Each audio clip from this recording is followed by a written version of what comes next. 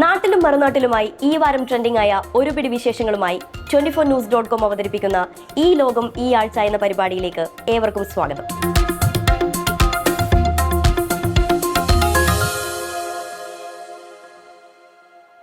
Social മീഡിയയിലൂടെ ആരും എപ്പോൾ വേണമെങ്കിലും വൈറലാകാം.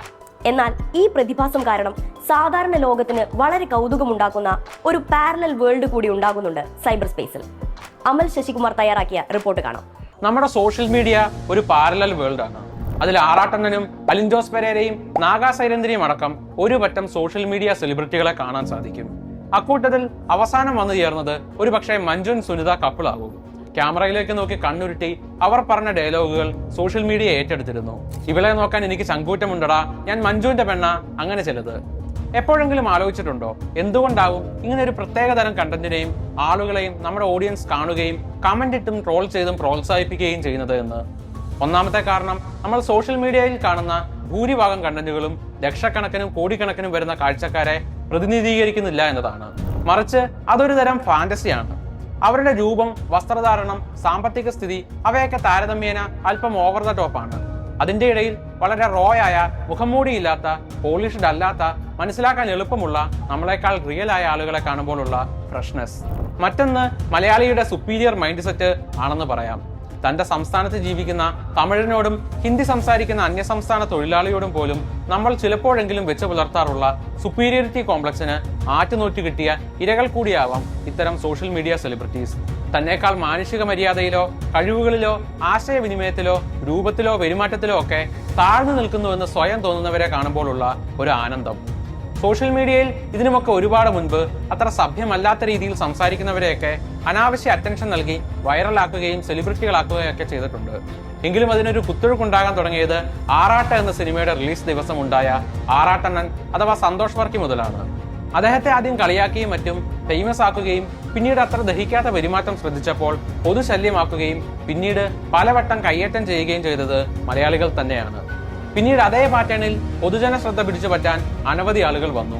അവരിൽ ചിലരെങ്കിലും സോഷ്യൽ മീഡിയയിൽ നിറഞ്ഞു നിൽക്കുകയും ചെയ്തു. പിന്നീട് കണ്ടത് പലരും ഉദ്ഘാടനങ്ങളുമായും വിവാഹ ചടങ്ങുകളിൽ അതിഥികളായും എല്ലാം പങ്കെടുക്കുന്നതായിരുന്നു.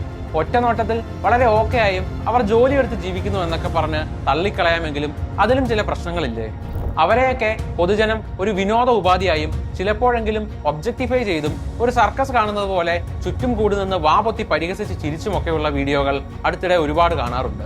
അതിലും ഡിസ്റ്റർബിംഗ് ആയ ഒരു വീഡിയോ ആയിരുന്നു ഒരു വിവാഹ ചടങ്ങിൽ ഒരു ഇൻഫ്ലുവൻസറുടെ മുഖത്തോട് ചേർത്ത് ഫോൺ ക്യാമറ നീട്ടി അയാളെ അൺകംഫർട്ടബിൾ ആക്കുന്ന ഒരു ചെറുപ്പക്കാരുടെ വീഡിയോ.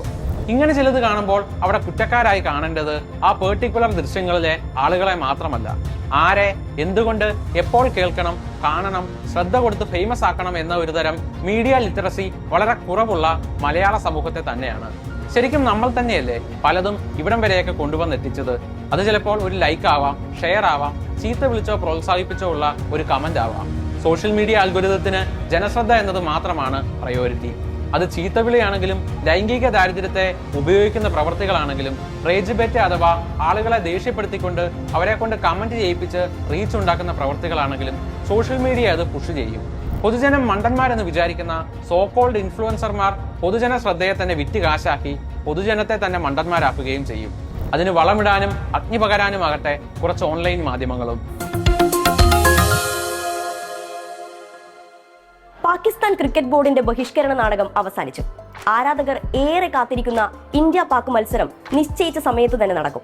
ബഹിഷ്കരണ പ്രഖ്യാപനം തിരിച്ചടിയാകുമെന്ന് ഭയപ്പെട്ട പാകിസ്ഥാന്റെ യൂട്ടേൺ അടി കായിക രംഗത്തെ പ്രധാന ചർച്ചാ വിഷയമായിരുന്നു.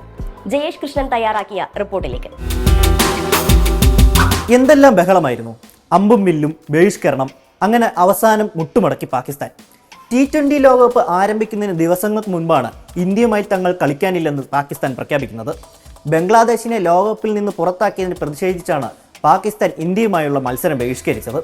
എന്നാൽ പ്രഖ്യാപനം തങ്ങൾക്ക് തന്നെ തിരിച്ചടിയാവുമെന്ന് മനസ്സിലാക്കിയ പാകിസ്ഥാൻ യു-ടേൺ അടിക്കാൻ കാത്തിരിക്കുകയായിരുന്നു. മത്സര ബഹിഷ്കരണ പ്രഖ്യാപനത്തിൽ നിന്ന് പിന്മാറാൻ 3 ഡിമാൻഡുകളുമായി പാകിസ്ഥാൻ രംഗത്തെത്തുകയും ചെയ്തു. ഇന്ത്യ, പാകിസ്ഥാൻ, ബംഗ്ലാദേശ് ത്രിരാഷ്ട്ര പരമ്പര വേണമെന്നതടക്കമുള്ള ഉപാധികളോടെയായിരുന്നു പാകിസ്ഥാൻ അന്താരാഷ്ട്ര ക്രിക്കറ്റ് കൗൺസിലിനെ സമീപിച്ചത്. ഇന്ത്യ പാകിസ്ഥാനുമായി ഉഭയകക്ഷി ചർച്ചകളിൽ ഏർപ്പെടണം, ഇന്ത്യ, പാകിസ്ഥാൻ, ബംഗ്ലാദേശ് ത്രിരാഷ്ട്ര പരമ്പര വേണം എന്നിവയായിരുന്നു പാകിസ്ഥാൻ മുന്നോട്ട് വെച്ച പ്രധാന ആവശ്യങ്ങൾ. എന്നാൽ ഇതെല്ലാം ICC തള്ളി. ഇക്കാര്യത്തിൽ തീരുമാനമെടുക്കാനാവില്ലെന്നും രാജ്യങ്ങൾ തമ്മിലാണ് ധാരണയിൽ എത്തേണ്ടതെന്നും വ്യക്തമാക്കിയാണ് ICC പാക് ഉപാധികൾ തള്ളിയത്. ഉപാധികളെല്ലാം ICC തള്ളിയതോടെ പാകിസ്ഥാൻ പ്രതിരോധത്തിലായി. പിന്നാലെ ഇന്ത്യക്കെതിരായ മത്സരം കളിക്കണമെന്ന് അഭ്യർത്ഥിച്ച് ബംഗ്ലാദേശ് ക്രിക്കറ്റ് ബോർഡ് പാകിസ്ഥാന് കത്തയക്കുകയും ചെയ്തു. എന്നാൽ പാക് മന്ത്രി നഖ്വിയുടെ തന്നെ അഭ്യർത്ഥന പ്രകാരമാണ് BCB ഇങ്ങനെയൊരു കത്തയച്ചതെന്നാണ് വിവരം.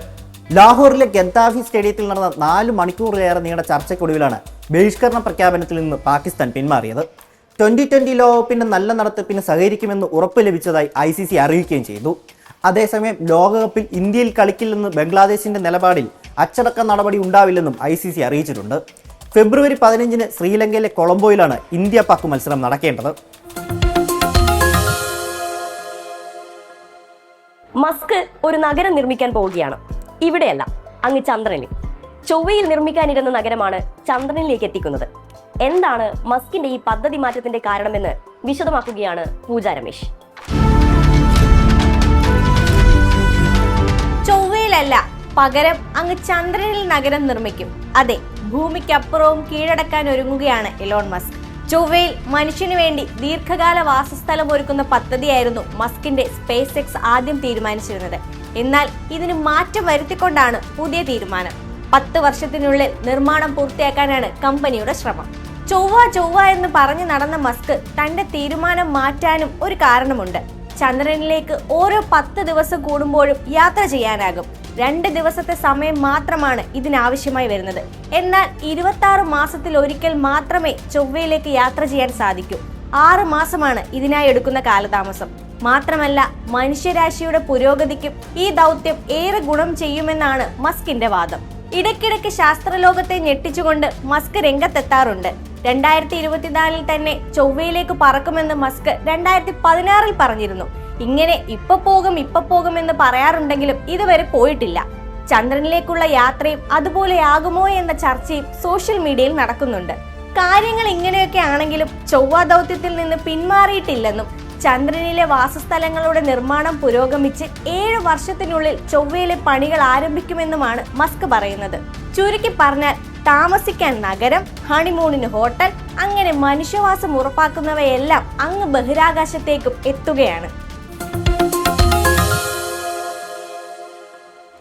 അപ്പോൾ ഇന്നത്തെ വിശേഷങ്ങൾ ഇവിടെ അവസാനിക്കുകയാണ്. ഈ ലോകം ഈ ആഴ്ച ഇനി അടുത്ത ബുധനാഴ്ച നിങ്ങളിലേക്ക് എത്തും. വീണ്ടും കാണും വരെ good bye from Harishma and keep watching 24.